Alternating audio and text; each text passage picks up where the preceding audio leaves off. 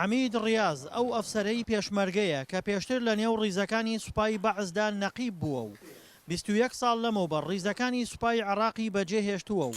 هەڵاتووە و لەو کاتەوە تا ئێستا پێشمەرگەیە.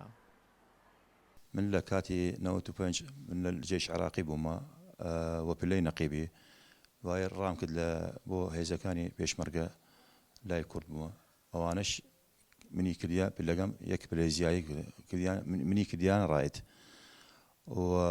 لەوسا کەسوگارەکانم جێماوە دوور لە کەسوگارەکانم تر پەیوەندیم کردە لە کاتی پەیوەندی کردمە هێزەکانی پێشمەرگە تاکۆ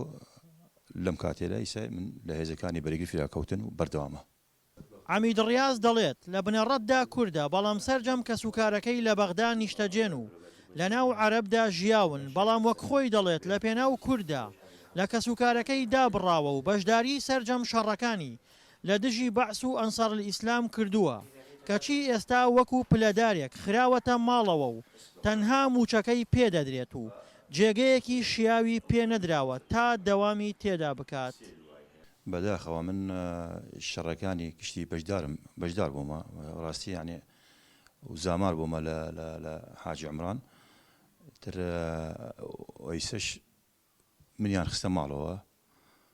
نازانم ونداوا لە حکوومەت هەرێم کوردستانەکەم بە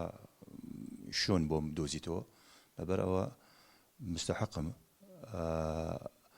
جاری پلەی تەقاعدی نەماوە جاری 12 ساڵ ماوە بۆ تەقاعدی منیشی سەر لە ماڵەوە و بەس موچە وەرەگرم و هیچنەوە. نیگەرانی عەمید ڕیاز لە داوام پێنەکردنی لە کاتێکدایە پێشمەرگە بە درێژایی 1050 کیلۆمەتر لە شەڕدایە لەگەڵ داعش و بە سەدان ئەفسەر لە شەڕی داعشدا گیانیان لەدەست داوە. دەنگی ئەمریکاش پەیوەندی بە چەند فەرماندەیەکی پێشمەرگەوە کرد